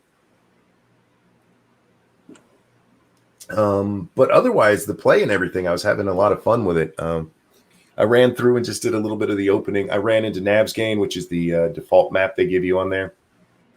And I also went through and set up a random world to play on, which I'm playing on the Death Valley seed when that comes up, you guys. But yeah, so look for that. Also, guys, if you want in on the Alpha 19, if you have 7 Days to Die, this is not an automatic update. This isn't the live version. This is an experimental build, which could fuck up your whole game. So be aware of that. But you can opt into the betas that they do. You go over your Steam, right click on 7 Days to Die, go down to properties, go over to beta, and opt into the latest beta. So there you go. Well, I ran out of stuff before I was done. Uh-oh. Well, let's check the hashtag, see if we can find one more story. Okay. What, you have something else? No. Oh, there you go. This is your show. No. Massive or Frosted, just no. No, how dare you? Well, I do want to check his other one that he put up because it was an interesting. This is from a white guy named Tim Wise, just so you're aware. 20 questions for those who deny systemic racism. Okay. We really need some answers here. Cody Fry, thank you. I like the new Satsu. You should have traded in the old one for a new model months ago. I could never replace Satsu. Yeah, they're in totally different cities. Yeah. We're going to skip his introduction. He goes, but we'll start with an easy one. Do you think systemic racism was ever a thing in America, such that it profoundly affected the opportunity structure and skewed the distribution of economic resources in a way that generally favored whites and disfavored blacks? Assuming you answer yes to this question, because if you said no, you need to retake 8th grade history. Not need to spend time here. Yeah, what? Yeah. Number 2. When did that stop being a thing, and what mechanism stopped it as an operative? Dude, you got to ask. This is more than 20 questions. He's got 4 questions just in these first 2. What mechanism stopped it as an operative force in the lives of black folks? Okay, I need some help on this. Scribbles. Oh, I got 2 English majors here, so you guys can fight amongst it if you disagree. Oh, goody. I've been seeing black capitalized. Is that right? When referring to the racial demographic rather than just the color, then yes. I mean, it differentiates. You're talking about the group. It's meant to denote the group or the demographic than the color. Okay, if you were saying blacks, I would get that, but he says black folks. Yeah, well, that's would it still? Yeah. It's probably technically correct, but it's a bad habit to get into because if you start doing that with white, you start looking like a Klansman. Fair enough. Yeah, because I've never seen white folks capitalized. No, and they're not gonna either. Outside of the Klan, no. And I've only recently seen black in this manner capitalized, but all right. And your spell checks and stuff don't catch it either, where it will with like Latino and stuff. It'll tell you it's spelled wrong because you didn't capitalize it. Yeah. This is a new thing. I don't like it as an idea. I think it's really, really dangerous because it does lead to like otherization. But yeah, I think it's probably technically accurate, but I wouldn't be doing this. I won't be pushing for this. I think this is a terrible, terrible idea. All right. So his question is, when did it stop being a thing, and what mechanism stopped it? And he says this as part of the question, assuming you answered the 1960s. Stop assuming what I'm going to answer, because my actual answer would be probably from about the 1860s on. Slowly. And sometimes with spurts that were a lot more helpful than others. But all the way up until present day. You'd have to give me the actual system, which is why he set up that first question the way he did, because they do this every fucking time with this shit. Well, black people back in the old days, they couldn't make money, so now their descendants don't have any money. Yeah, but there's a lot of white people whose ancestors didn't have a lot of money and do now. There's millionaires made every day in this country, literally every day. You can't keep falling back on that. Number 3, since when does the passage of laws against hate or against hurtful behavior end that behavior? Hurtful. Is that what we're calling it now? Was that what those were? Hurtful. Slavery was just hurtful? Is that what you're going with? See, it's a new thing they're pushing. Instead of hate crimes, we're going with hurtful crimes. Like it's like being darned to heck. Why would anti-discrimination laws effectively end racial discrimination when those who violate the laws are not punished criminally, but are merely subject to civil lawsuit? Okay, here's something that I've said several times on several different videos that doesn't seem to get said often enough. Laws do not end behavior. They are an admission of human failing. Yeah. They are an attempt. I mean, as a society, they're an admission that we had it wrong before, and we will do our best from here on forward to not incentivize that behavior any longer. It's an agreement in common purpose of society to advance and to evolve. It does not cure people of their baser instincts. It acknowledges them. Laws are confessions of our weaknesses. They are not cures of them. Now, over time, you may condition society to see things differently, not only because of the inherent consequences of your actions if you break the law, but just because we acknowledge that things were bad and we want to make them better. So people who say this stuff like, you think racism was solved in 1964? No, but we as a nation made it sure as fuck illegal to practice it on a structural level, didn't we? Jesus. Well, to answer his question here, because his question is, how are you going to stop discrimination if we're not throwing people in jail for discrimination? When his previous one is actually, he kind of makes your point, Scribe, that we have laws against rape, murder, blah, blah, blah, when he's trying to say that it doesn't end the hurtful behavior. Okay, so throwing them in jail wouldn't do it either. You know what does for a lot of companies motivate them? Financial loss. Yep. It's like, you know what? Fuck it. We'll hire a black guy. They're going to fine us if we don't. It happens. I have to disagree with Scribe here, because what I've been told lately is that the state can fix all problems with laws. And that will cure all social ills. So we need to give them more power.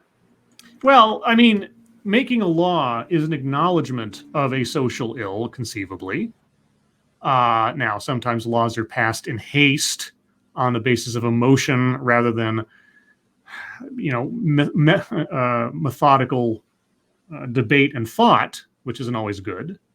But usually those have to go up against things like, legal precedent, the Constitution, and so on. And so eventually things work themselves out one way or the other. But laws can change behavior. I mean, they're there to disincentivize certain actions and behaviors. So they can, it just takes a while.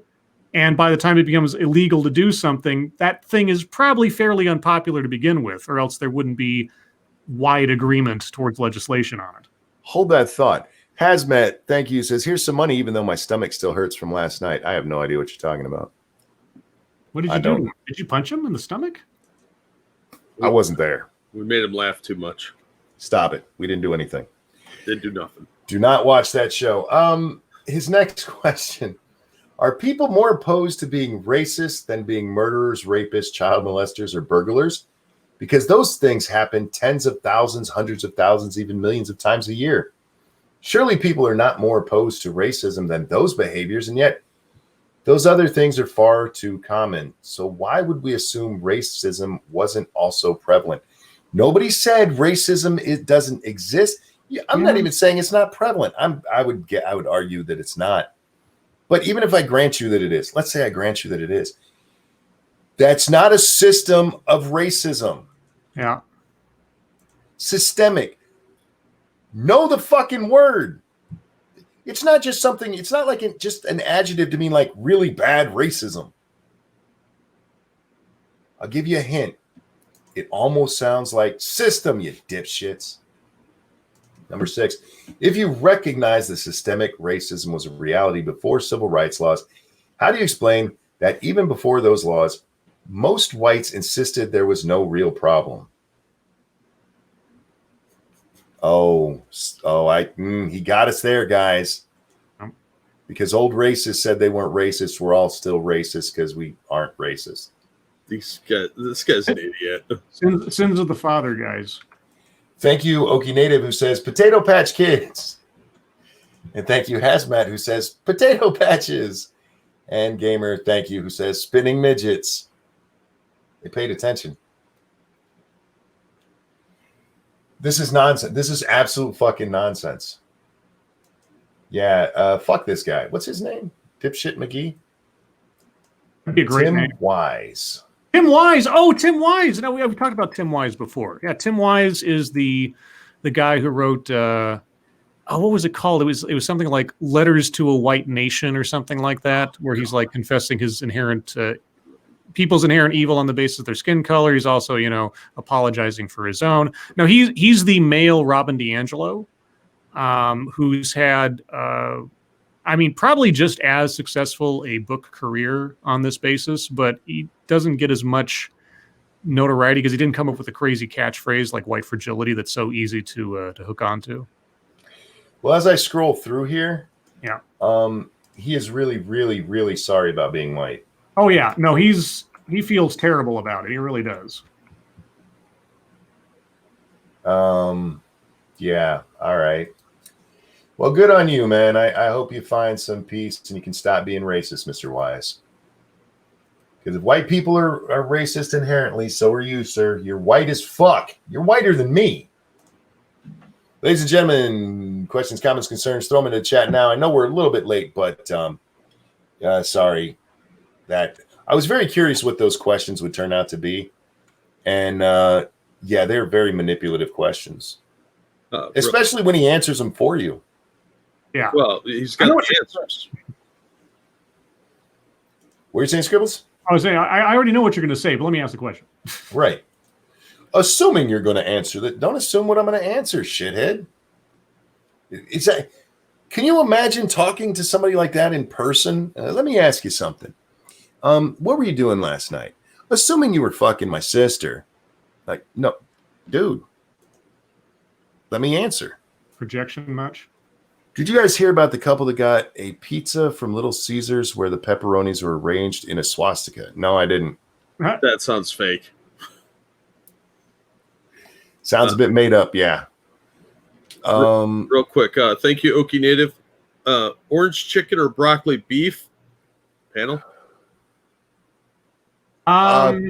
Ooh, that's I like both. Yeah, I mean, if between the two, probably orange chicken, I'd say. I'd probably lean toward orange chicken as well. Lo mein or fried rice? For me, it was the beef. For me, lo mein. Yeah, I mean, if it's like vegetable fried rice and all that kind of stuff, then I'd go for fried rice. Yeah, I'd go either on that one. Egg roll or dumplings? Last question. Egg roll. Egg roll. Egg roll. Dumplings are nasty. I'll eat them if somebody makes it to be polite, but otherwise, I'm like, no. Okay, where'd we go here? Can we get Scribe's thoughts on midget attraction and Potato Patch Kids? You're going to have to explain to me what these things are. Well, midget attraction is me liking midgets. Do you find midgets attractive? Not reflexively, no. There you go. And Potato Patch Kids is a thing I can't talk about on this show, so you'd have to watch the last night's show. And I cannot offer an opinion. So your answer is no. There you go, guys. You can't get you can't get his opinion.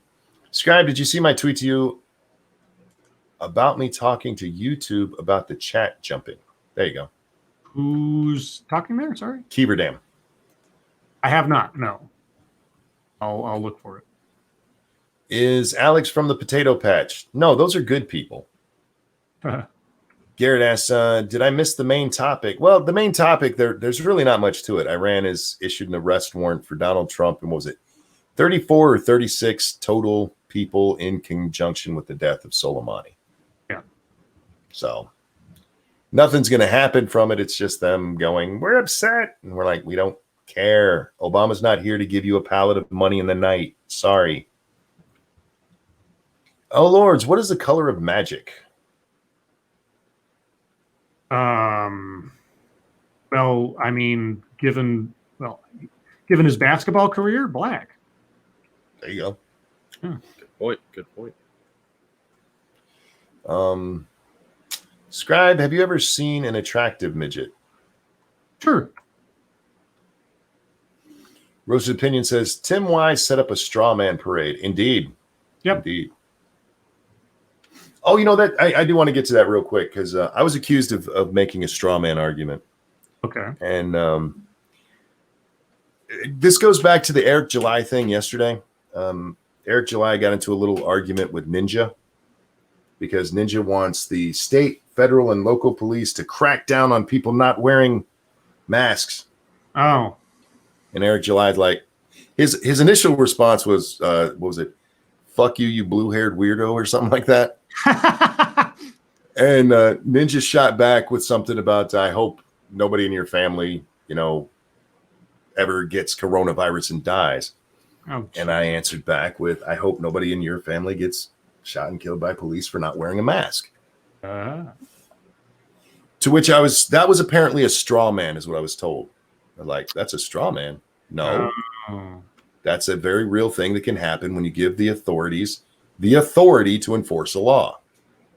It's not what's going to happen every time or even most of the time, but it can happen. So you need to be very careful what you give the police, the option of doing. But my post was exactly what I just said there. I hope nobody in your family is ever killed by the police for not wearing a mask. And somehow, without me saying any of that, that became, I was saying police were going to kill people, that's the only thing that could happen. I'm like, okay, if you're going to accuse me of straw manning, don't fucking straw man me. Y'all need to learn what straw man means. It means arguing against an argument that wasn't made. That's what it is, which is what was done to me. But just like gaslighting, people hear these phrases and repeat them without knowing what the fuck they're talking about.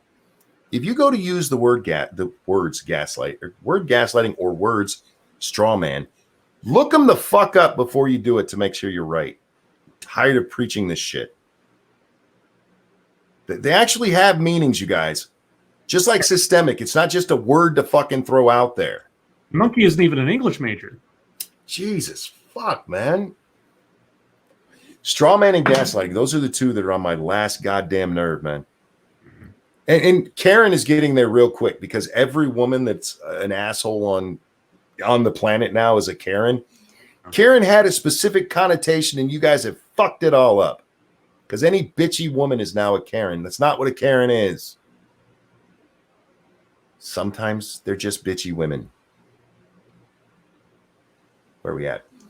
Are you excited for the new patch of Fallout 76 that releases tomorrow? I have paid no attention to it whatsoever, Angry, and I probably won't for many, many weeks. Where are we at? Where's that? Okay. Watch Korean ladies take care of cats. What? I'm sure it's some kind of YouTube channel. All right. Sounds hot. Like there's a lot of pussy in it. What comics? Oh my. What comics ever that aren't One More Day or the Clone Saga? Oh, worst comics. Okay. That aren't One More Day or the Clone Saga. Oh, One More Day, because it can't be that one. No, it has to be that one because that was the one that retconned the entirety of Peter Parker's life. No, he's excluding those worst ones that are not. Oh, sorry. Oh, I thought I was choosing between the two. Worst. No. Oh, yeah. My apologies. I apologize. No, you would be right, but yeah. Okay, specifically Spider-Man comics. No, this is just. It just says comics. Oh, worst comic. God. I'm gonna have to think. That's a tall order. I've seen several bad ones before. And I'm stuck on Spider-Man because it brought up the Spider-Man stuff first. Yeah, the Tom King's Batman run was garbage. His Mr. Miracle run was garbage. Anything with Kamala Khan in it seems to be pretty terrible. Blunty Blondie says, please stop saying ginger with the hard R. I know you didn't say it, but I'm bringing up race because 2020. All right, Ginger. You're not even a ginger, are you? You're blonde. Stop it. Maybe she's a fake blonde. She used a hard R, and she's not a ginger. Sorry. You're gonna be in trouble. Jedi Ghost Bear says, have we talked about Stephen Malone getting the banhammer yet? We mentioned it very, very briefly at the beginning of the show. He lost his channel on YouTube. I don't know what he supposedly did. But yeah, I mean, I don't know what else to say about it. I know there's a lot of people pissed off about it. Yeah. I don't know if he's said anything ban worthy. And again, in my version of ban worthy is breaking the law. So, I know a lot of people are pointing like there's a right-wing purge right now. And how many times have we seen that? And it just turns out to be YouTube's fucking a whole bunch of people. It's very easy to think that it's just your corner of the internet when you're not paying attention to all the other corners of the internet. Yeah, we've seen several times now where something's happened. It was classified by people as some conspiracy, and then it was found to be either a glitch or everything was justified, at least by YouTube's rules, or who knows what. So maybe he was flagged down and they'll restore his channel in 3 days. Who knows? No, he actually put that out a video where he seems to at least think it's completely over. So we'll see, but yeah. Okay. Well, what do we know what the justification was? Has one been given? Nope, not that I've seen. All right. Not that he. I don't think he specifically said. Boban, thank you. Have you guys joined Parler yet? I have a Parler, but somebody the other day asked me, could I go over there and accept their follow or follow them back or however it works over there? I'm like, I don't even know my login. I have one. I only did it like Monkey suggested the other day to claim my name. Yep. But other than that, I just have it. I don't have any plans on using it for anything unless it becomes something later on, because a lot of these deals end up imploding on themselves within a couple of months, either for various reasons. And there's already a lot of conspiracy theories about its terms of service, saying that any legal stuff that comes about from your activity on the site, you will pay for and the company's not liable for. Something like that. Yeah. Yeah. Always Lost on Nothing Else says, it means nothing to chat, but I numbered my comments since I've started YouTube in March 2020. I brought something different to the platform. Ranting Monkey, I've decided to give you my 4,000th comment. Comment 3,999. Awesome. They track, I guess they do track that, huh? Have we, okay, there was this Stefan Molyneux. Did you guys talk about the Catholics getting beat up in St. Louis praying in front of the statue? No, I don't think we talked about that story. That happened over this weekend. So, not a lot to say. There were, some Catholics got the shit kicked out of them by some peaceful protesters out there for the Black Lives Matter movement. Some of it's kind of brutal. There's videos out there. The one, they beat this old man pretty bad. Yeah. Shouldn't they have been called Kinder Downsy eggs? No, it's not funny. Those are the German ones. Potato Patch is a lot funnier, man. Don't try to out joke us. How dare you? And always lost on nothing for it. Nothing else says, thanks for the rants, Monkey, Scribe, Jack. You're good people, and thanks, chat. Number 4,000. Nice. Ninja the South African. What? Is he? Is Ninja South African? I don't know. I don't know. Did you guys see the fake Nazi hate crime with the Little Caesars? The pizza wasn't even cut. Wow, we called that just from the chat. We hadn't even seen it.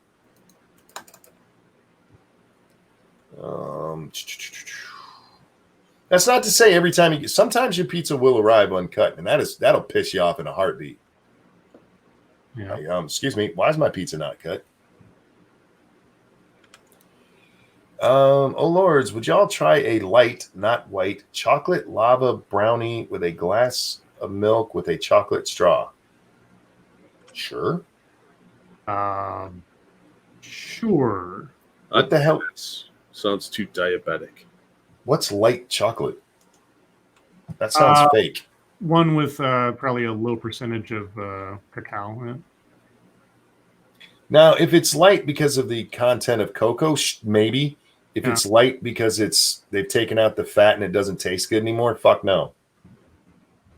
Did you hear about Michigan Republican Representative candidate Robert Reagan, whose daughter tweeted out asking people not to vote for her dad? Attack Alpaca, you should watch both shows. And yes, I did. This woman is a shitbag. She tweeted out not just asking people not to vote for her dad, but telling them to look him up and what a horrible person he is. Wow.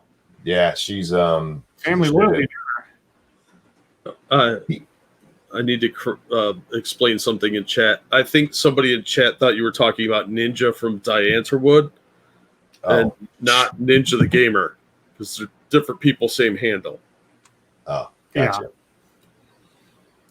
Yeah, Robert Reagan's daughter, or Regan, I'm not sure which way his name's said, but he came out after she released that shit. which blew up, and everybody, thank you, girl. He's like, I'm glad she feels, safe enough to say this kind of thing, and that we're open. And then he said, the sad thing is, we send our kids off to college and they come back indoctrinated. Oh boy, he's not wrong. Huh? There are tons of Korean YouTube channels where cats are the main focus. I thought you'd like it because you like cats. I do like cats. I love kitty cats. Although there was one going around the other day where YouTube, they were alerted to it on Twitter, but it's these people absolutely abusing cats, and they're like, "Thanks for letting us know. Don't forget to use report feature." Like, go take it down. Yeah. And by abusing, I mean eventually they have to get a new cat.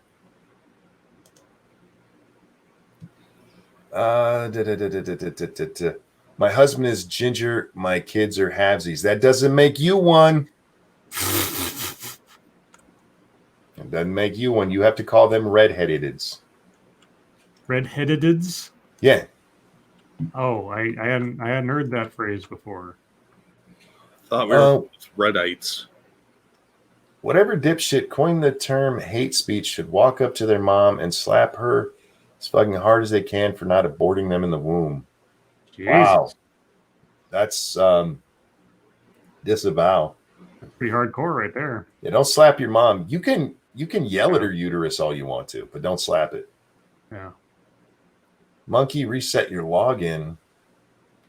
Okay. I'm never going to use it, guys.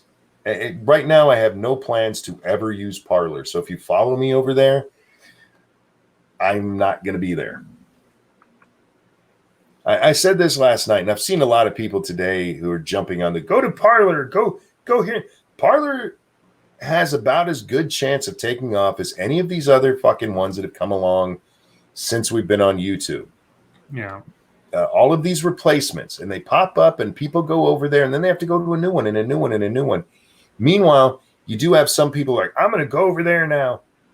And half of them end up back on Twitter eventually. But what you're doing is you're taking your voice off the biggest platform because somebody else got theirs taken off. Yeah. It's an unfortunate fact of just the monopoly some places have over others. It's not necessarily ideal, but it's unfortunately the reality.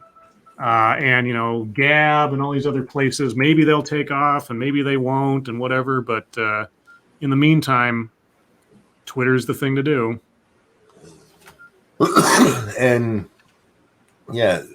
by all means, go over there and try to support something else. But sure, I would prefer to have my voice in the conversation than to be standing over there with 4 other people going, I'm making a difference.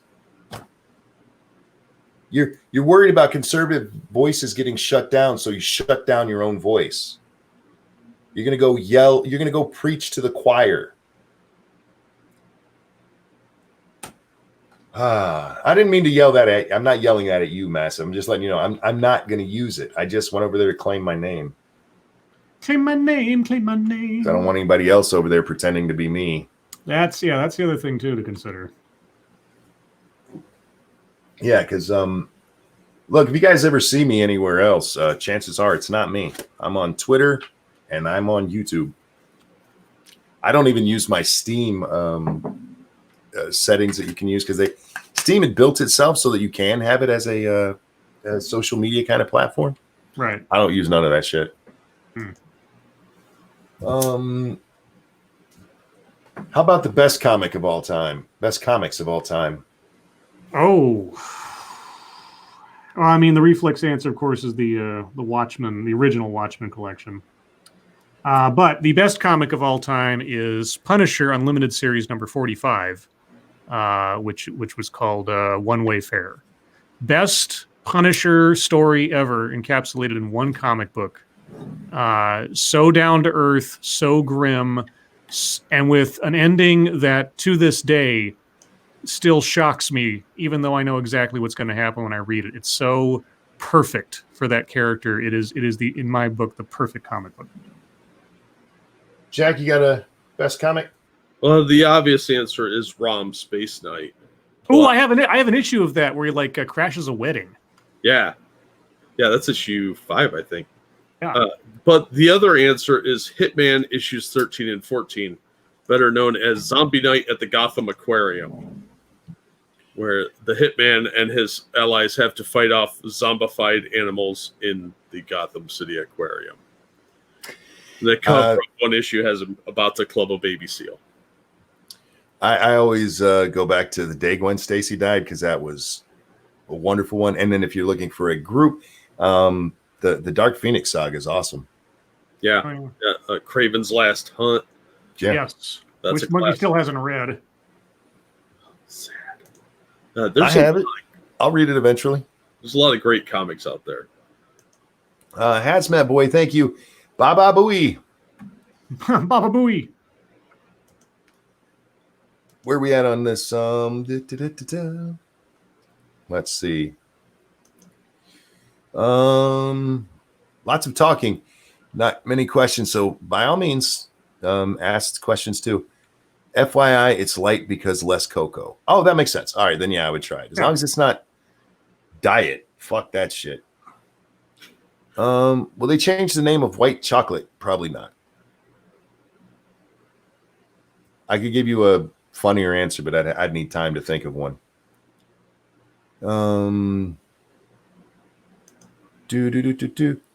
But Twitter kicked me off for calling Jeffrey Toobin a fucking retard. Well, don't call him a fucking retard. Call him a fucking moron. Yeah. We talked about this a little bit last night. I see people doing this often. They're proud to get themselves kicked off of sites, and then and I'm not allowed to speak. Well, you lost your voice. You have to play within their rules, unfortunately. There's a lot of things I don't say here because I know it would get me kicked off. You don't need to gaslight a straw man, silly. Now, Satsu, stop it.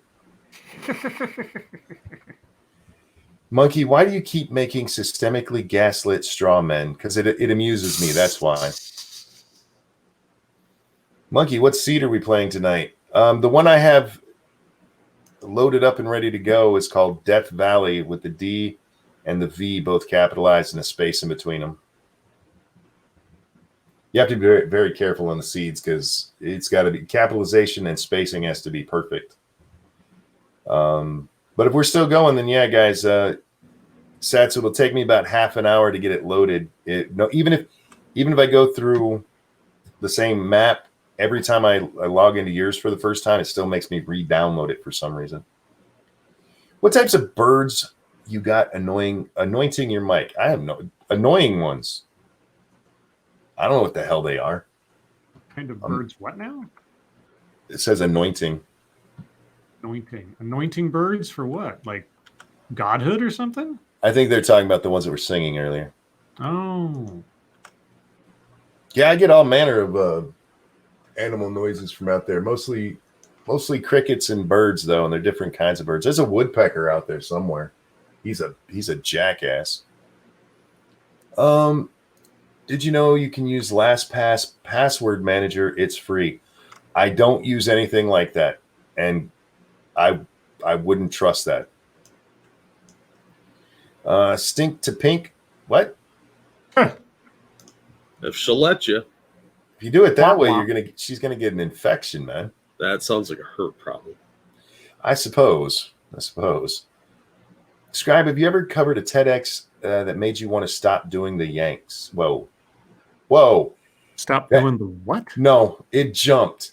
The line right underneath it also Stop doing the Yanks. Oh my God, that TEDx has totally destroyed my sex drive. Jesus.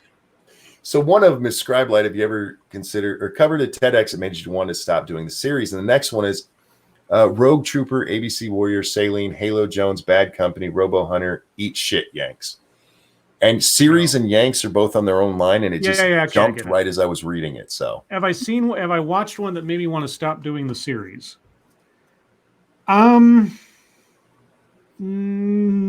but I mean, I've watched some that I decided not to do videos on. Like before I started doing them live, I'd start watching them and I'd be like, there's nothing interesting about this person, or their argument is something that I've covered 17 times before in the exact same way, that kind of stuff. But the thing is, it's not so. TEDx is just such a convenient font of so many different people and so many different subjects and ideas and arguments and everything. I mean, the source itself is low-hanging fruit because it's convenient to just go there.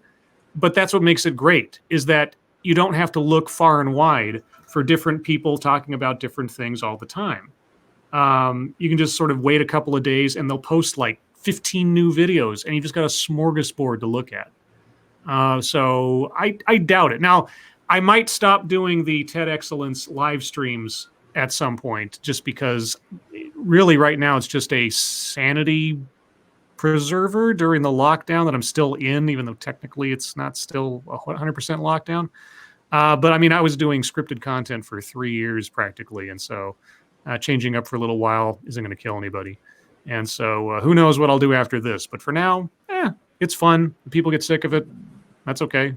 I'm just doing it for me mostly, but I appreciate anybody else who finds it interesting as well. I really do want to try to learn what people think about the subjects I look at in order to try to understand their argument, even if I don't agree with it, because I don't want to live completely in a bubble. I like to laugh at people who do TEDx talks because every one I've ever done, they were morons. Oh, it's always entertaining. The only one I remember was that fat chick. It was like a donut away from a heart attack. But with that, guys, it's the end of the show. Thank you so much for coming and joining us tonight. Thank you for the donations. You guys are very, very kind. Jack, thanks for sitting in with us. Oh, yeah. Thanks for having me. Indeed. Anything you want to show? I'll throw a link to my Roll for Sandy channel, which is really close to 1,000. And it's got some fun videos on there. So, yeah, thanks for the donations. You guys are awesome. And thanks for having me on. Indeed. Scribbles, anything you got coming up tomorrow? Yeah, I'll be hosting Lords of the Night at 6 p.m. Pacific, 9 p.m. Eastern. Other than that, look for a new TED Excellence on Wednesday. All right. We'll be over, I'm assuming, over on 2 Cents Plus here in just a few minutes. Half an hour. So like I said, I'll have to download it no matter what seed we use. But I will be playing that on my channel now too. So there'll be in the team effort as well as the individual one. So keep an eye out for that. Ladies and gentlemen, thank you for joining us. Scribbles, a pleasure as always, my friend. Mm-hmm. Everybody, your lives make us sad. We'll see you next time. Bye, guys. I got a long, beautiful dick.